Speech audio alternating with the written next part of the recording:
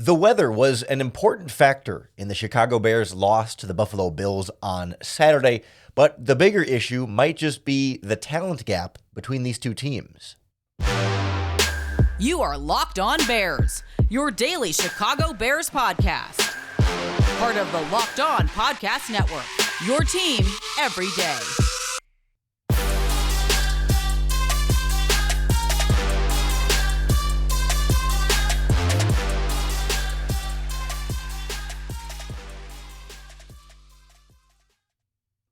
This is Locked On Bears, and I'm your host, Lorin Cox. I'm here to bring you your daily, in-depth Chicago Bears news and analysis. You can follow me on Twitter at CoxSports1. You can follow the podcast on Twitter at Locked On Bears. You can like Locked On Bears on Facebook. Join the Locked On Bears Facebook group for even more Bears talk.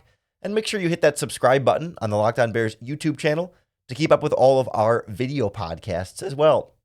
Thanks for making Locked On Bears your first listen today. On the show today, we recap Bears-Bills, what went wrong for Chicago, what went right for Buffalo, where the Bears were able to play them tough and keep things close for quite a while there, and where things really fell apart down the stretch and led to a final score and a final deficit a bit wider than it had been for most of the game. We knew entering the Christmas weekend that a snowstorm, or just a winter storm in general, because the snow mostly stopped by Saturday, but winter weather conditions were going to play a factor in this game. And I think that played out largely as expected, in a way that did have very real consequences for both teams. You saw both the Bears and the Bills offenses really prioritize a run-heavy approach. It's something the Bears had been doing most of the season. It's been kind of their go-to there. It's been where they've had more of their productive success in terms of yards and touchdowns and that sort of thing.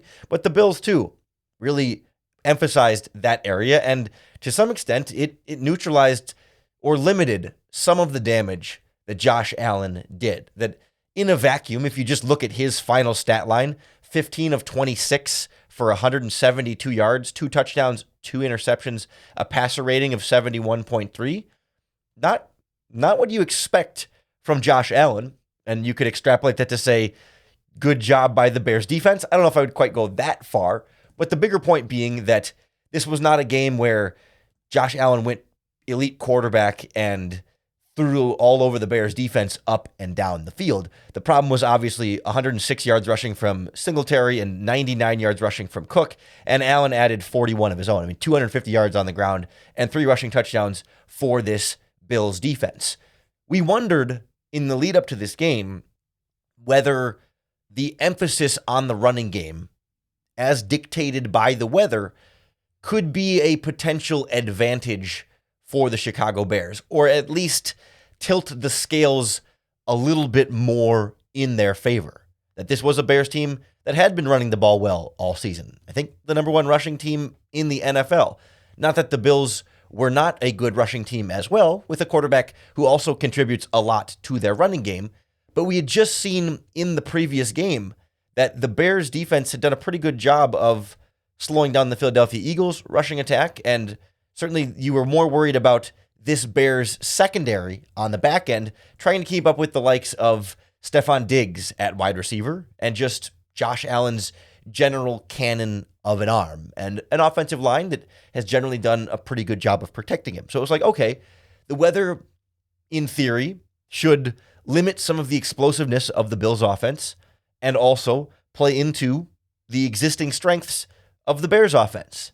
And while it was true that the weather did dictate more of a running game from both teams, obviously we saw the Bears' large inability to run, which you got to give some credit to the Bills' defense there, but also some more deeper issues, I think, in the Bears' offense there. And then, of course, the Bills' offense really running away with that one and dominating in the ground game in a way that maybe we were expecting a little bit more of from the Bears' offense.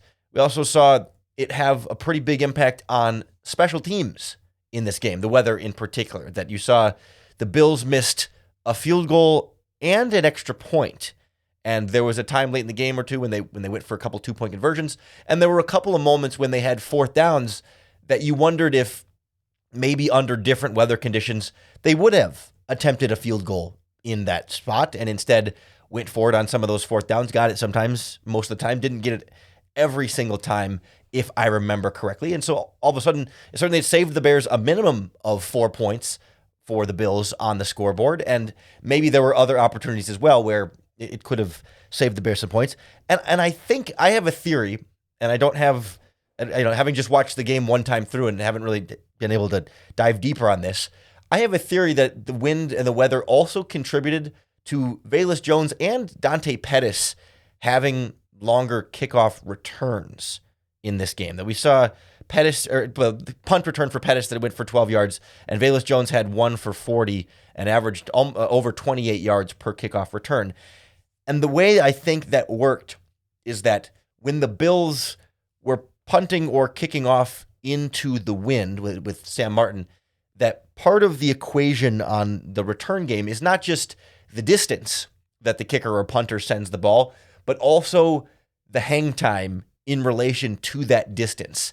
And I think there were times when the wind got the ball into Velus Jones or Dante Pettis' hands earlier because, kicking into that wind, there's less hang time underneath the ball. It's not as much about the distance as it is the timing in some of those plays. So when Velus Jones can start his return earlier in the play, that's more time for his blockers to get set up and less time for the coverage team to get downfield. So the blockers can meet the coverage defenders farther upfield and not have to sustain those blocks as long for Velus Jones to get up there. And I have a theory that is some of what led to Velus Jones having a couple of those nice long returns to give the Bears offense some decent field position. We know Jones is also fast. You know that Jones can make guys miss.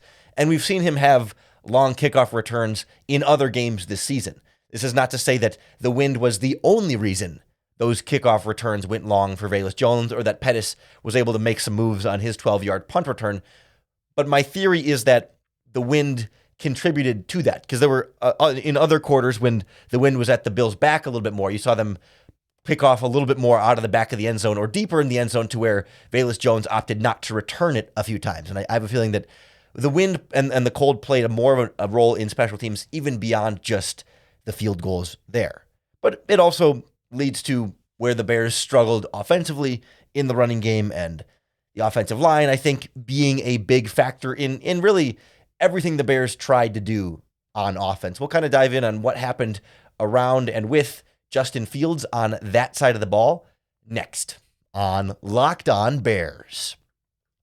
The Locked On Bears podcast is brought to you by our friends at the Ultimate Football GM. It's a really fun new mobile app game that I find myself playing quite a bit because it gives you complete control over your own football franchise. You are the general manager. You're hiring and firing coaches. You're signing free agents, negotiating contracts, making draft picks, but you're also doing the business side. You're setting up sponsors. You're setting ticket prices. You're dealing with owners. You're dealing with punishing players on and off the field, managing your franchise year round. It's a challenging and realistic game world that I think takes you even deeper than some of the other franchise simulators that are out there in the world. And it's on your mobile device. It's completely free and playable offline, so you can play on the go as you want, whenever you want. It's super fun, and Locked On Bears listeners get a 100% free boost to their franchise when you use our promo code Locked On in the game's store. That's all caps, Locked On. So make sure to check it out today. To download the game, just visit ultimate-gm.com or look it up on the app stores. That's ultimate-gm.com. Ultimate Football GM. Start your dynasty today. I really thought, even though the score, the box score and the scoreboard doesn't suggest, a big game by this Bears offense by any means, I liked the way Justin Fields handled the assignment in this game. With knowing the weather and the quality of the opponent and the situations in the game, it felt good to me. Like Fields was able to be more of a game manager in a good way than I think we typically have seen him this season. That he knew in a game like this, downfield passing was going to be limited. Both teams mixed a few shots in there, but neither team was able to make it a big part of their game plan, in part because of the swirling winds, and I think for the Bears, in maybe even greater part, because of their offensive line. And we saw offensive coordinator Luke Getsy really, I think, be intentional about his feelings about the offensive line with no Tevin Jenkins at right guard, no Cody Whitehair at left guard. You saw them rotate in Dieter Iselin, the backup center, got some rotational snaps at both left and right guard, with Larry Borum starting at left guard, Michael Schofield starting at right guard. And Alex Leatherwood, I think, got in garbage time at the very end with Nathan Peterman, but didn't otherwise get in the full-on guard rotation there. But it was going to be a problem. And you saw even like the opening drive, like every single play on that opening drive was either a running play or play action. Like there was always a threat of a run on plays, the moving pocket, a lot of dressing, and it kind of made every play look very similar, that you weren't sure whether Fields was going to keep it or hand it off, and if he did keep it, if he was going to throw the ball. Like I really liked the way that opening drive looked, where it was like really easy. It felt almost too easy for the way the Bears drove all the way down the field, marched downfield, and even had the penalty on 1st and goal at the 1, backed them up to the 11, and still finished that drive with a pretty nice touchdown and getting things rolling early in that game. But it just kind of seemed like they knew the offensive line was not going to be able to hold up in pass protection given the injuries and the otherwise lack of consistency up front. And you saw, I think, Fields then prioritized quicker passing, shorter passing, getting to his checkdowns quicker and faster. And that's not the exciting playmaking Fields, but it's the area of Fields' game that in a weird way, like we wanted to see more of. Like we almost wanted to see more of boring Fields sometimes. That we want to make sure that like he's capable of doing the quote unquote easy stuff. Like there was one play where he threw a check down to, I think it was Khalil Herbert, who like slipped as he caught it and lost 2 yards on the play. I think it was a 1st and 10 play, and it ended up on a 2nd and 12. And I don't remember the quarter, but in a weird way, that negative 2-yard throw from Fields felt like progress, and I was like impressed. Not so much by the throw itself, but you see him like drop back. He starts from right to left, and he's like first read, second read, third read, check down. And it was so quick after from like he looked to 1 and then like 2 to 3 and then 4, which was a check down, was like really rapid succession in a way that I think is growth, and we haven't necessarily always seen Fields work through that quickly. Like it was the kind of like short rhythm passing concept that is just not his strength. And we saw Matt Nagy and company really try and force him to do in his rookie season that he was just not comfortable doing. And being able to get through it like that, understand the concept, the coverage, and where the ball needs to go then as a result, and also knowing that his offensive line is not going to give him the time to look at 1, okay, 1 is no good, go to 2, okay, 2 is no good, go to 3, okay, 3 is no good, okay, check down. It was like he breezed through 2 and 3. It was just a very quick glance. Can I hit 2? Can I hit 3? No, 4. Like he was already, I think, as he was going from 2 to 3, he was already starting to wind up to 4, which was the check down to the running back, kind of knowing that I can still adjust before I release this ball, but it's going to just be a quick sort of confirmation glance on my way through before I fully settle on, this has just got to go to the running back because I don't have time to wait for any of these other things to open. And unless something just looks obviously wide open and I can throw the curl there, you just got to throw it to the flat. And maybe the throw to the flat could have been a little bit better. And Herbert also slipped and they lost 2 yards. And but that's not as important to me as the processing that we saw from Fields in this game. And knowing when he needed to just take the check down, be the game manager, and not try and force the ball downfield into double coverage or, to your injured wide receiving core in a game where Wins might take the ball in a different way. Like he played it safe in some ways that we don't typically see him work through that quickly. And I really liked seeing that in this game. I also thought sort of unrelated that David Montgomery, like he ran really hard in this game. Like it was only 16 attempts for 62 yards, 3.9 yard per carry average. But I was surprised when I saw the box score afterwards and the numbers were that low. Like, yes, the Bills really prioritized stopping the Bears' run and did a good job, but it just felt like David Montgomery was working really hard and doing a good job on a lot of those running plays. And I was surprised the yardage wasn't higher as a result. I thought Khalil Herbert looked really rusty and just not fully healthy in himself just yet. And maybe the cold wasn't helping in that way either, but he was a real non-factor in this game. And I also thought the Bears ran a lot of read option plays for Fields to read, and the Bills were keying in on Fields over and over and over again. They were really keen on him handing the ball off on those and not keeping them himself, which I think limited his yards as well as a runner on those plays and on quarterback scrambles too. Like, he was trying to get rid of the ball more quickly and wasn't holding on to it long enough for some of those plays to turn into scrambles. So like overall, thought he took really good care of the ball and had a really nice deep shot in there to Fields. And that's not always going to be the formula you need, and it's certainly not his natural style, but to see him be able to be different types of quarterbacks in different situations is very encouraging there. Less encouraged by this Bears defense that had a really difficult matchup to begin with, and then some added injuries into the mix that left this team pretty bare and barren on that side of the ball. We'll kind of look at what went wrong there and whether we should have expected anything more against a Josh Allen-led Bills offense next on Locked On Bears. The Locked On Bears podcast is brought to you by our friends at PrizePicks, the better way to do daily fantasy sports, because PrizePicks puts you in complete control.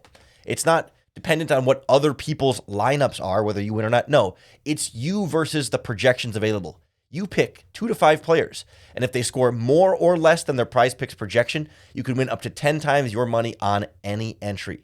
PrizePicks offers projections on any sport you watch, not just Bears games, but across pro and college sports, and some really obscure sports out there, cricket and disc golf, Euro basketball, and so much more. And it's really easy to play. Entries can be made in 60 seconds or less. Just download the PrizePicks app or go to prizepicks.com to sign up and play daily fantasy sports. First-time users can receive a 100% instant deposit match up to $100 with our promo code LOCKEDON. If you deposit $50 or $100, PrizePicks will give you $100. If you deposit $50, PrizePicks will give you $50. Just enter that promo code LOCKEDON at sign up for that instant deposit match up to $100. I didn't have any expectations that this Bears defense would shut down the Bills offense or, fully corral the likes of Josh Allen and company. But, when Friday came out that Jalen Johnson and Kindle Vildor were going on injured reserve, I think we were all bracing for the worst there, right? That this Bears secondary was 4 rookies and DeAndre Houston Carson, including 2 current undrafted rookie free agents, and then your 2 second-round picks. So, to be honest, the fact that Allen only had 172 yards passing, 2 touchdowns, 2 interceptions, and a 71.3 passer rating is almost impressive. 35 points allowed is never going to be impressive, right? I mean, it was not a good defensive performance by any means, and I don't mean to, paint it in that way or have you take it that way, but that was that could have been so much worse in the passing game. And certainly it was so much worse in the running game. I'm just not sure that that's it's not purely a reflection of the secondary. Now, that being said, the 2 breakaway touchdown runs that the Bills had, where Singletary went, I think, 33 yards and James Cook went 27 yards for a touchdown, those both involved horrible breakdowns from the secondary. So, I mean, all-encompassing defensive line blown out of the water by the Bills' offensive line. Horrendous run defense from the defensive line. And that made the linebackers' job close to impossible, but I still thought there were times when they were attacking the wrong gaps and were out of position too. But circling back quickly to the secondary, I don't remember which one was which, but on each of the 2 touchdown runs, one was Jaquan Brisker messing up and one was DeAndre Houston Carson messing up, and neither one was free of guilt. They each had their big blunder where single deep safety, last line of defense, you got to tackle him, or at the very least, slow him down enough to where someone else can catch up to him and make the tackle if you can't. And in both cases, if I remember right, they didn't even make contact with them. They weren't even able to attempt the tackle, even though they were unblocked. They both just took such terrible angles. The running backs made a cut or just ran around them and didn't really even have contact from them and could just run into the end zone untouched from there. I mean, it was horrendous by both players. And I certainly expect I guess I expected better from both. I was hoping for better from Jaquan Brisker. I know he's not as natural and as comfortable as the deep safety, but whether you're coming downhill from 20 yards or coming downhill from 10, like you're still downhill, and he's always been good in space. And he kind of plays like a linebacker, but I guess it is a much different angle coming from 20 yards, and it's not as natural of a spot for him. But I do feel like when you invest a second-round pick in a guy like Brisker, you expect him to make that play. You don't expect him to force the fumble or, X, Y, or Z make some miraculous play, but you do expect him to tackle the running back after he's already gained 15, 20 yards on the play, right? Like that feels like a pretty reasonable expectation for a guy as highly touted as Jaquan Brisker coming into this game, or coming into the draft, and now also 16 games into it, or 16 weeks into his rookie season. Weeks 1, 2, 3, 4, 5, 6, maybe even 7 or 8, first half of his rookie year, I'm willing to give him growing pains and expect mistakes in there. And not that he needs to be perfect even at this stage, but like I do kind of feel like he needs to be better than that and should be better than that by this stage, and was disappointed as a result. Houston Carson, I don't know. He's a backup for a reason, but he's also played better than a backup. And he's also so good on special teams that you would think taking good angles is such a big part of the coverage units on special teams that he would have been better at that. But he also, I think, may have got some turf monster in there and kind of like slipped a little bit, but it was embarrassing. Like it was embarrassing on the safety play on both of those plays. But like more generally, I just felt like this defensive line was getting washed out on every running play, and a lot of times that was getting in the linebackers' way of getting over to the running backs, because this was not a game where the Bears defense missed a bunch of tackles, right? It wasn't one of those where it's like, oh, why are they lowering? They're lowering the shoulder and they're not wrapping up their legs, and the running backs keep bouncing off of them. It's like they're getting there, but they're just not making the tackles. That didn't seem to be the case in this game. Like when they got there, they generally did a decent job of bringing them down. I think PFF had the team with like 6 missed tackles on defense, which is pretty good. It usually like double digits is kind of the threshold where you get into like, oh, that was rough. But like 7 and under is usually pretty solid. I mean, it varies, depends on the number of plays and et cetera, et cetera. But yeah, but even the eye test, right, didn't feel like the Bears were constantly missing tackles. They just didn't even get to the running back to make the tackle until he had 5, 6, 7, 8 yards past the line of scrimmage. Once they got to him, they did a decent job of bringing them down. They just couldn't get to them because of the blocking up front, the defensive line really getting blown out of the water there, and then again the linebackers not being able to do much with that defensive line. I mean, I don't want to make this a sidebar here, but it's kind of like, to me, it's representative of like what we're seeing out of Roquan Smith in Baltimore now, right? We've seen him make some really nice plays in run defense, and it's like he wouldn't make those in Chicago. He wasn't making them in Chicago this season. It's like, yeah, because if you put him in front of a really good defensive line in Baltimore, he's free of contact and can just do what Roquan Smith does great. Use those instincts and that speed to just run to the ball carrier and bring him down. Like that's why we're seeing Roquan Smith look like so much more of a playmaker again in Baltimore compared to what we saw in Chicago, because in Chicago, the defensive line is not giving these linebackers that kind of freedom. And so to bring it back to the do you pay Roquan Smith conversation for a moment there, like Roquan seems to only be at his best when you have a really good defensive line in front of him. So do you pay big bucks, top dollar linebacker money to a linebacker that kind of needs a good defensive line in front of him to really be great? I mean, it just feels to me like a guy like Fred Warner, and in the past like Darius Leonard or Shaquille Leonard now, have been a little bit better independent of their defensive lines. And it's why A, the Bears were hesitant to pay him top dollar, and B, why they were so willing to trade him at the deadline, because I don't think they saw him as that linebacker that was truly dependent or independent of the circumstances around him, and that he's a Pro Bowl caliber linebacker when you put a really good defense in front of him. But do you pay? But how valuable is that? Because I think there are a lot of linebackers that can be pretty good when you put a good defensive line in front of them, and you see what happens when you have a bad defensive line in front of mediocre linebackers. It's 250 rushing yards by the Buffalo Bills on Saturday. Didn't think we'd be talking Roquan Smith in the podcast, but it was sort of a good sort of example of the side-by-side of where you're seeing in Baltimore versus here, and what you're seeing now in his wake, no longer being in Chicago. But it was rough all around in run defense. It was the first game where it felt like run defense maybe mattered more than pass rush, just because of the elements, and the pass rush wasn't great on Josh Allen either, but Josh Allen was also reckless in this game and gave the Bears a few opportunities with 2 interceptions and 1 or 2 other plays that could have been intercepted, and also a forced fumble in there as well from the defense. Offense really couldn't fully take advantage of those. Like, it was in the second half, I don't know if it was in the fourth quarter or between the third and fourth quarter, there was an interception, a fumble, and then another drive where you had the 44-yard Velus Jones deep bomb from Fields to Jones.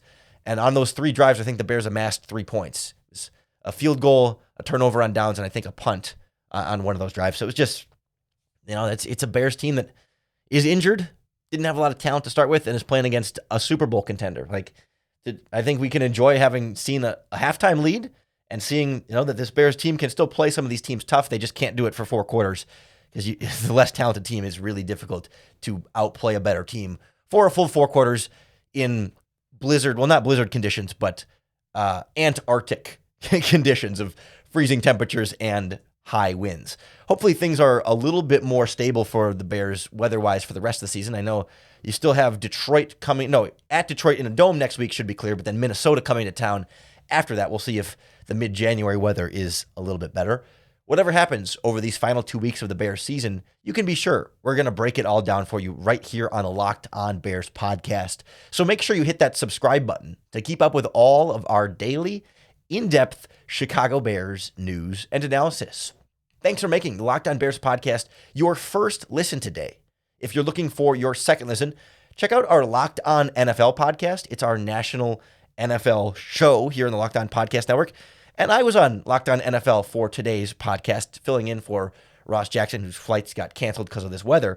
And we talked about the Denver Broncos firing Nathaniel Hackett, kind of what went wrong with him and Russell Wilson. We looked at some of the other coaches in the league that might be next on the chopping block, either before the season ends or immediately after the season ends.